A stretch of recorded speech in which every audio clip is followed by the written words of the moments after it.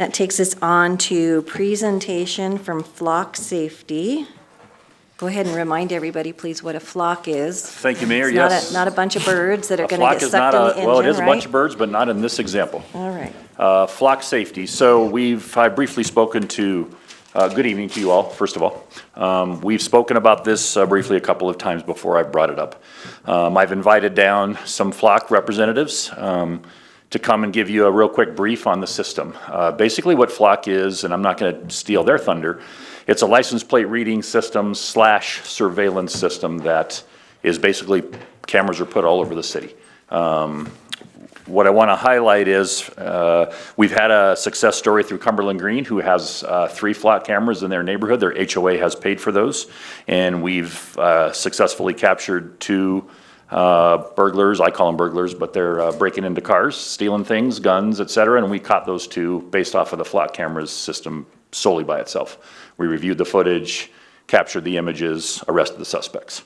Another success story I'd like to read was from a detective who typed up an email, and I felt this is important for everybody to hear. It's from Detective Schmidt, who's part of our DICE team.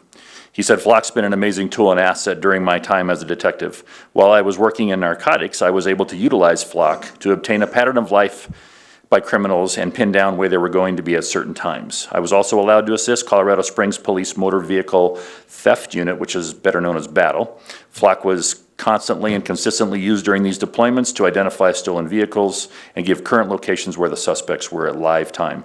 This was helpful for the apprehension of the individuals involved in stealing the vehicles, and we located surveillance video of a suspected vehicle during that crime. With the help of Flock, we were able to positively identify the vehicle and bring the suspect into custody.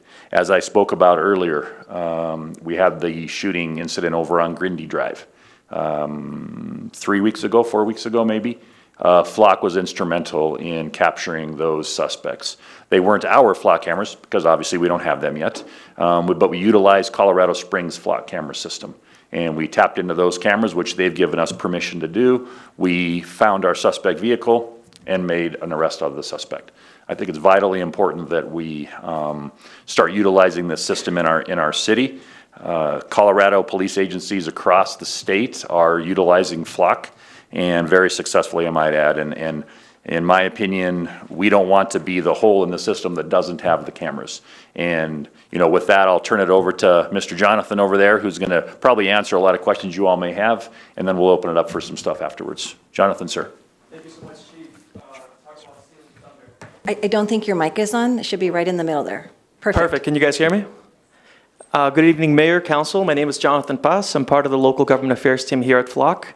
If you see me reach for the water, it's just I recovered from a cold a while ago, but for some reason I'm still raspy.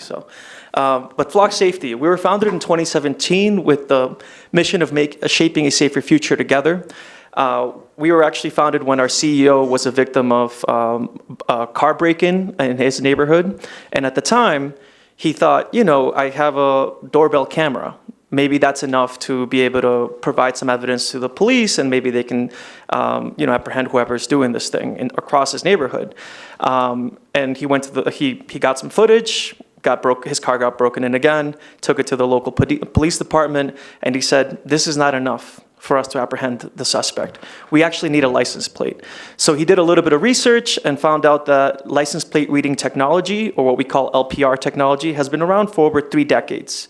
The issue is that it's very expensive.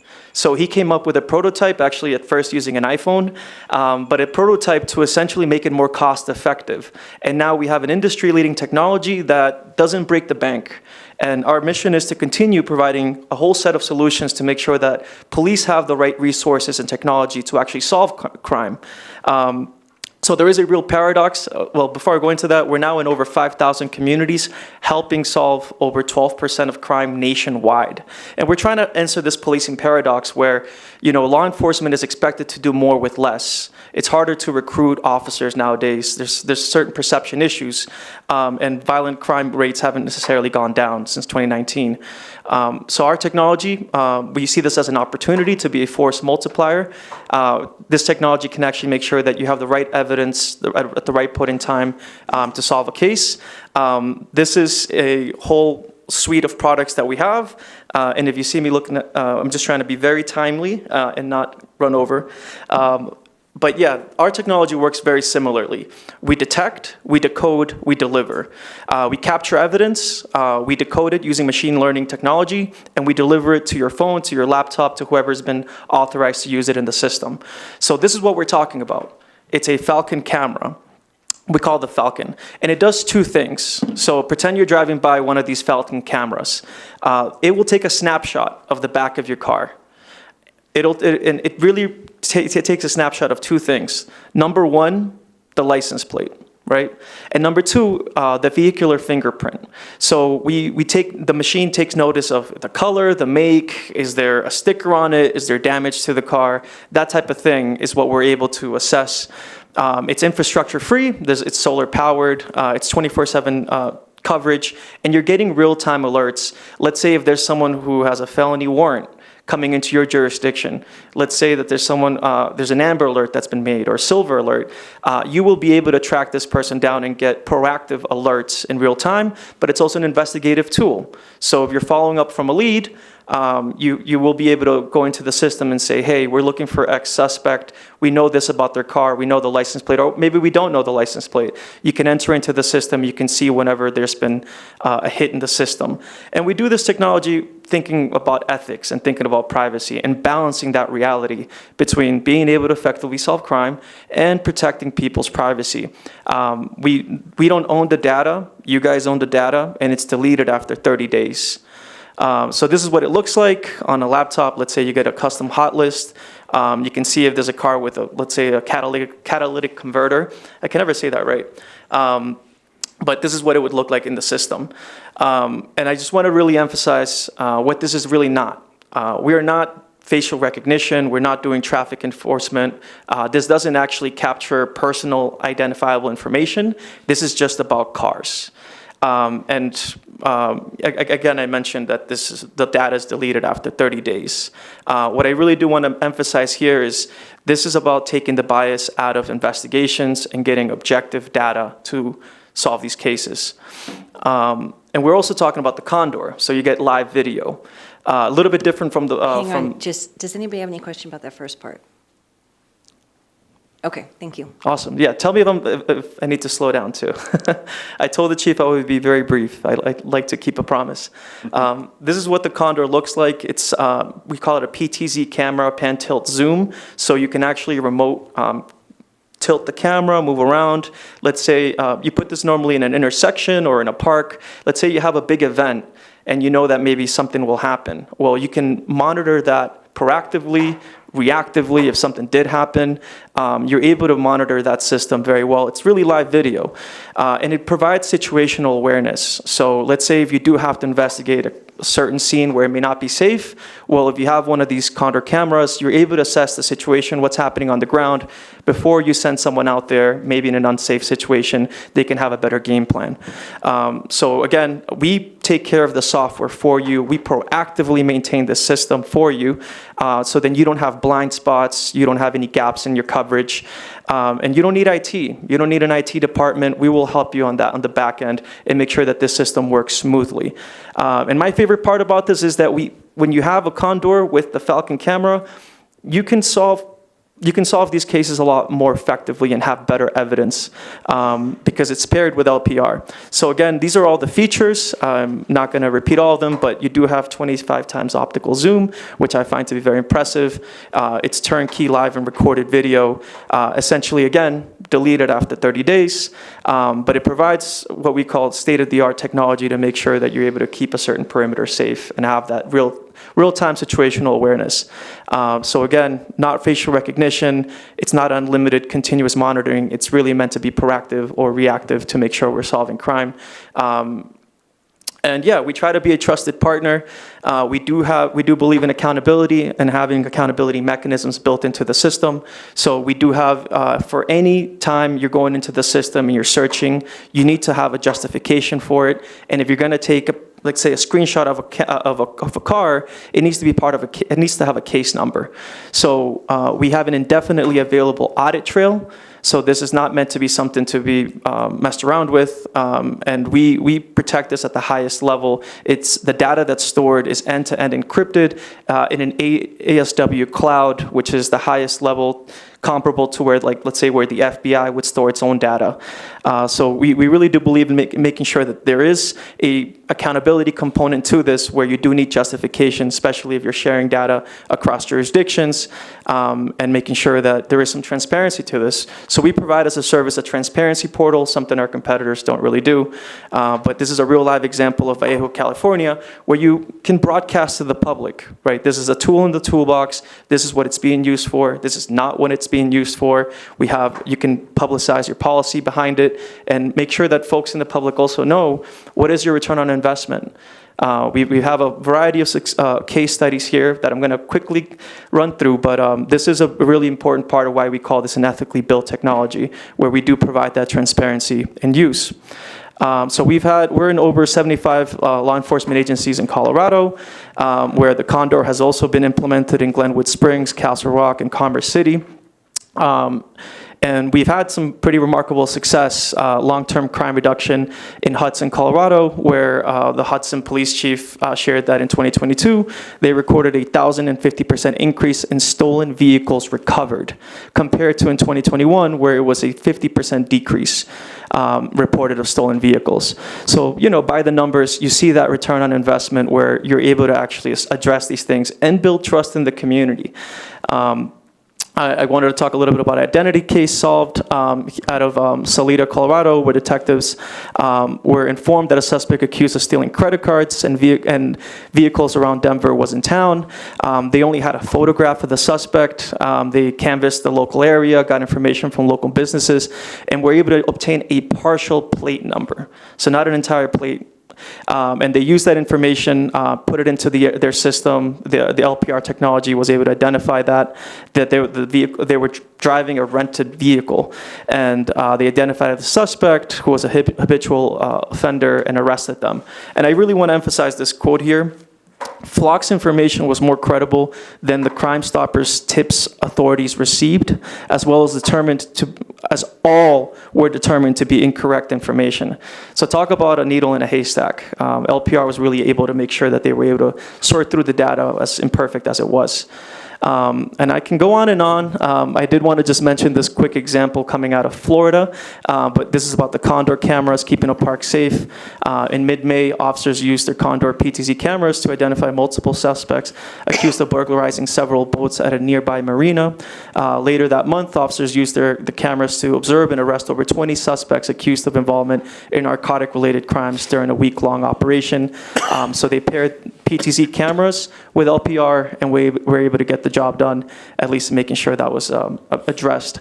And I don't like to end, I can go on and on with some of these slides, but I really like to end on our first Amber Alert that we solved out of Georgia, because we were founded in Georgia, where a mom was literally walking down the street with her baby on a stroller. A white van pulls up, literally two strangers commit a stranger-on-stranger abduction, which is very rare. They literally rip her kids out of her hands, take the kid. She knew enough about the vehicle that it was red and it had a damaged back wheel. She reported this to the police. An Amber Alert was issued at 12:33 p.m. The lieutenant at the time who went into the system was actually on vacation going to Disney, but he went out of his way, searched through the system, and he knew just that information alone. It was like a red Honda with like an issue with the back plate of the back of the vehicle, and they were able to identify the suspect at 2:30. And actually, the suspects were really on their way to go out of state. So they went through multiple jurisdictions that had Flock, thankfully. And they made the arrest at 5 o'clock. And then by 6 p.m., the baby was reunited with her mom. And I share this because it just shows the importance of the strength of being a part of a regional network. And you will be a part of a regional network in the state of Colorado where you will actually, because crime is regional. It's not just one city. It comes in and out. And you will be able to address situations like these in real time and hopefully maybe bring a smile to someone's face. So happy to answer any questions. I think I went over my time. Thank you. Councilmember Rick and then Councilmember Duncan. Thank you, Madam Mayor. I think I already know the answer, but I want to just double check. You said the data gets deleted after 30 days. Let's say the police identify somebody.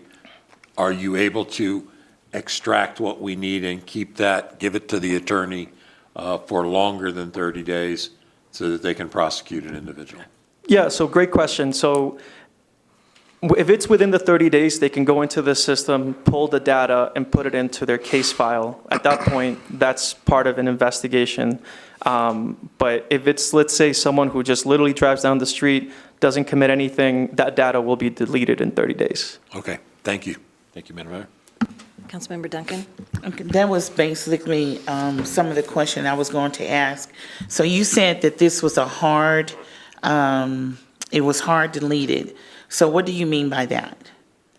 It means that if it's hard deleted, it means we can't go into the system and retrieve it, let's say, even if it could help an investigation, as much as we would like to help you, contractually, we're obligated to delete that. And that's part of the contract that we would be signing, is that we are contractually obligated to delete the data, because it's yours. It's not ours to keep. Okay, so just piggybacking, so there's a wreck, and this information is owned by the city, but what if I'm the person in the wreck and I want the information? There's some people say, well, you hit me, no, you hit me. So how can I get that information, or is that available? Assuming you're a private citizen, right? It would be part of a police investigation. They can go into the system and be able to ascertain what exactly happened. If, let's say, if it's a real live camera, that would be a lot more useful. But with LPR, we would be able to tell you, this is where this happened. I'm not sure we would be able to particularly solve, you said a wreck or an accident? I was just using it as an example, but mostly I was saying, can a citizen request this information and my next part of that question was like, does this pertain to a core request or something like that? I think Chief has got his light on to answer that. Yeah, I actually didn't turn off, but I do have an answer for part one. Okay. We would treat that as body-worn camera also. Anything we capture on our body-worn camera is also deleted after X amount of days. But if there's something that we consider evidence, and if we saw a traffic crash on the pan-tilt zoom camera, wherever we placed it, and that was evidence in the accident, we would retrieve that, we would store it, and it would be available for copying to the citizen. So that it would be treated just like body-worn camera for us. But after 30 days, it would be gone, we wouldn't be able to get it. Before 30 days, if you come in a week after your traffic crash and say, hey, I want that video, and we say, oh, we do have video of that, we'll get it for you, it's a minimal cost, and here you go. That's how that would work. Okay. I don't know about Cora, that's above my pay grade. Okay, so I just wanted to know how that went. And so it's live data for viewing. Is it live data for viewing? You can't go into Google like you do Google Live and just see this information. This information is just for the city. Absolutely.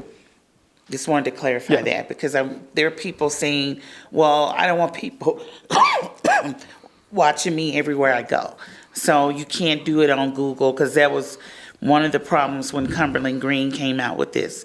People were saying that they were being watched. So just to reiterate, you cannot go on this system and watch your neighbors. No, and Councilwoman Duncan, the only people that are going to go into this system are the police.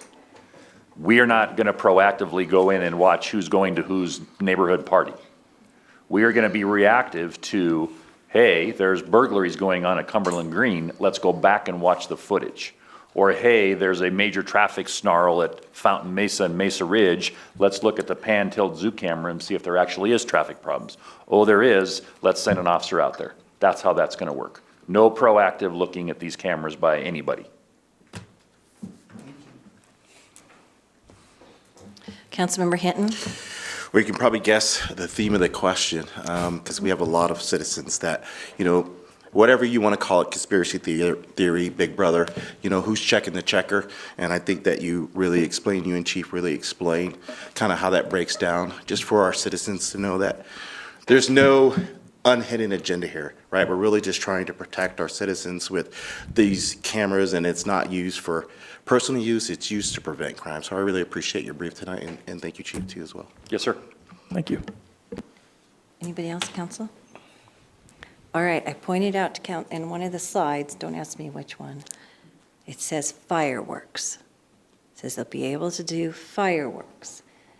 I think it was one of the slides with the very first capability of the first one, the Falcon camera or whatever. Is that true? Maybe it was from a different. We do have a device that is able to differentiate between gunshots and fireworks. It's a different one, so maybe that got through. I think keep going back. Yeah, so this is about back Go of. back. I think it went. Yeah. Yeah, right there. Yeah, so that's, Code. so that's pertinent to the Raven device there. Wink, wink, it's a great device. And it can really differentiate between gunshots and fireworks, where actually in California, they use it to actually figure out if fireworks are being used to prevent forest fires. But that's what that would entail. So that's Go ahead. a different system then? Yeah, Okay. yeah, which you can totally integrate to this system, which would be amazing. Okay, thank you. No, I don't want to have somebody see the slide and all of a sudden they think, oh, look, they're going to be taking pictures of me doing fireworks and, or they're going to run out and give tickets. And let's make sure we explain that real well. If Yeah, we go good with the catch. I system. actually reviewed this slideshow presentation. I didn't even pick up on fireworks. I zipped right by it. So Okay. good catch, Mayor. Okay, So- and then I do have one more question. It said the Falcon something about it doesn't do indiscriminate evidence. What does that mean, indiscriminate evidence? So I think, is it referring to this slide? Yes. So through machine learning technology, we can ascertain like this car specifically, right, out of mountains of information. It can pretty, but when we say indiscriminate, it's taking the human bias out of investigations. So rather than saying it's one person walking down the street or it was this car, you can actually ascertain through actual data, objective evidence, to localize whatever suspect or lead they may have. Does that answer the question? Sort of. Okay. Did you have one more? Yeah. What is the cost range? So Chief, should I punt this to you or? So The councilman asked. We'll talk about it. I want to know, I'm sure citizens want to know. absolutely. So $3,000 per camera. It's a subscription-based service, so I think it's 25 cameras, and then it's a Condor, 3 Condor cameras. And I think it's a 2-year subscription. So when we say subscription, it means that we will go out of our way to maintain these devices, the software, make sure that it's good. That including the price, or is that a subscription you pay every month? It's built into the subscription. Okay. Yeah. So Councilman Hinton, I'll just, we're going to talk about this at budget, but I'm a transparent police chief, so Sure. our system that we're talking about is approximately 27 to 28 cameras, and we're looking at $80,000 a year. Okay. $160,000 for the 2-year contract is what we're going to be looking at. Okay. Modifiable, of course, but that's the baseline where we're at. For sure. I mean, we got to be transparent. I mean, it's a great system, but we understand it comes with a cost. Yes, And I sir. want everybody to understand that it does come with a cost, and I want to make sure that that number is out there. All right. I appreciate that, council member. Councilmember Rick? Yes, Chief. Who has access in your department to the system? And specifically, I'm asking, is the officer out on patrol, can they just anytime access the system, or it's got to go through a sergeant, a lieutenant, whatever? No, the way the system is going to be set up for Fountain, if we go to this, any police car that is signed on to the mobile digital terminal, the MDT in their car, if a car comes into our jurisdiction that is stolen, every car that's signed on will receive that notification. So that officer will have live action to that system. Now, officers in the station doing paperwork, hear a call come out and they want to go to the pan tilt zoom camera and access that remotely, every police officer will have access to that. But that will be it. It'll be sworn police officers. Okay, and we'll have a record of who accessed what? Yes, sir. They provide a very strict audit trail, very similar to our body-worn cameras through Axon. Nobody can go into that system without knowing they went into it. And we provide the access and we deny the access. So we can say what officers, if it's abused in any way, obviously that officer is disciplined and that person's removed from the system. So it's all just like this. Only certain people can go in and look at body-worn camera images. and only certain people can go in and look at flock camera images. Okay, thank you.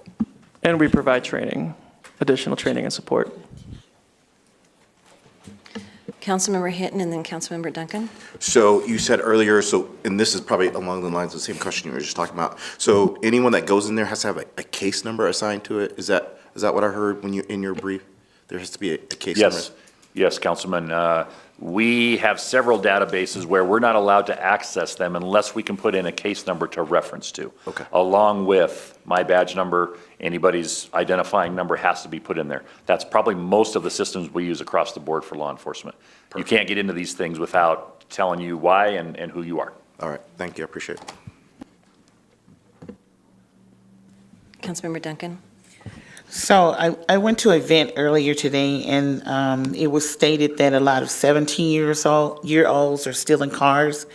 And, just wanted to know if this was anything having to do with the insurance of citizens.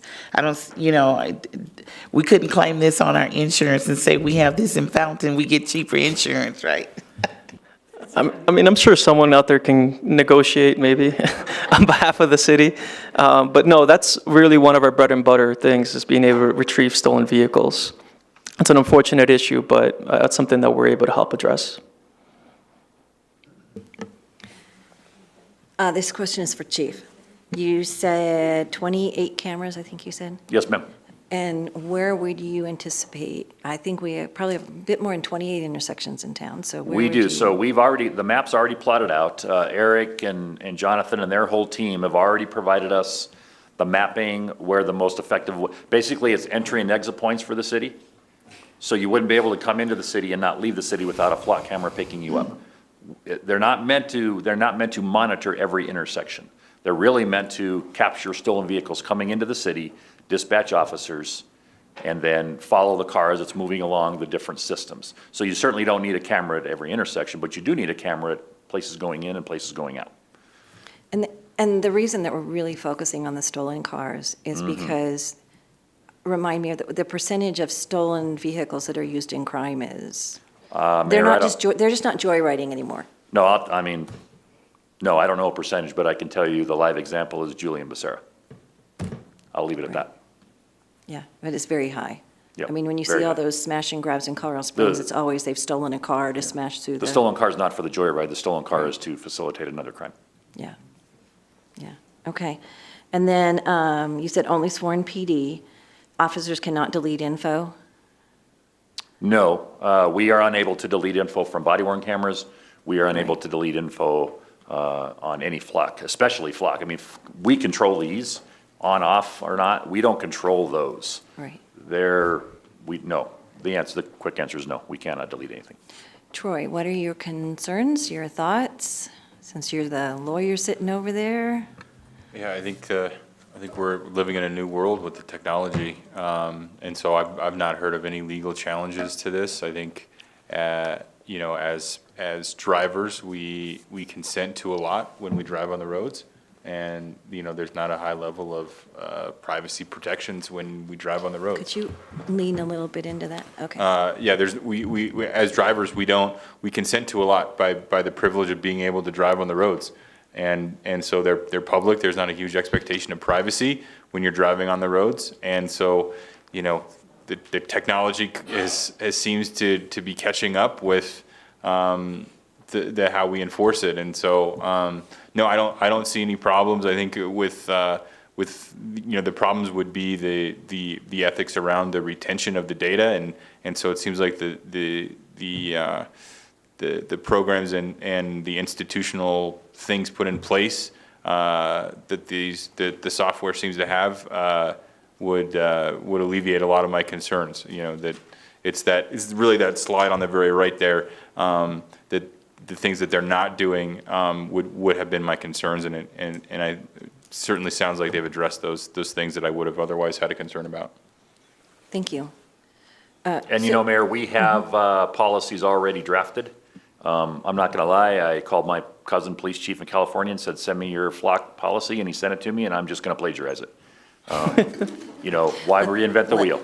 Let the other people plagiarize do may the be a work, bad right? word. Why reinvent the wheel? I'm It's sure a theirs has very- been tested through courts already Yeah, and all yeah, that he stuff. has. Piedmont, California. He's got 90 cameras, and it's going to create a lot of work for our police officers, but it's good work.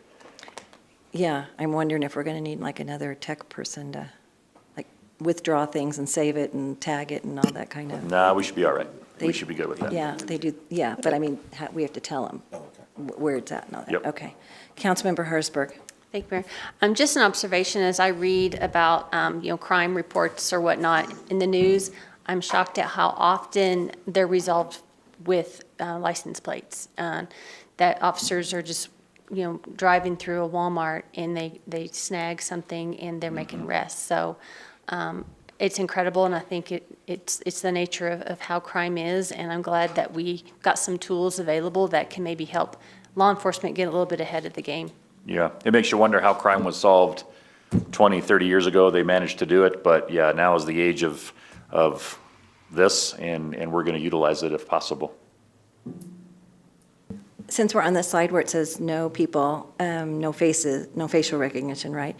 When you used the example of one of the cities, you said that a car went in their city and they had a photo of this person and they went around trying to find him.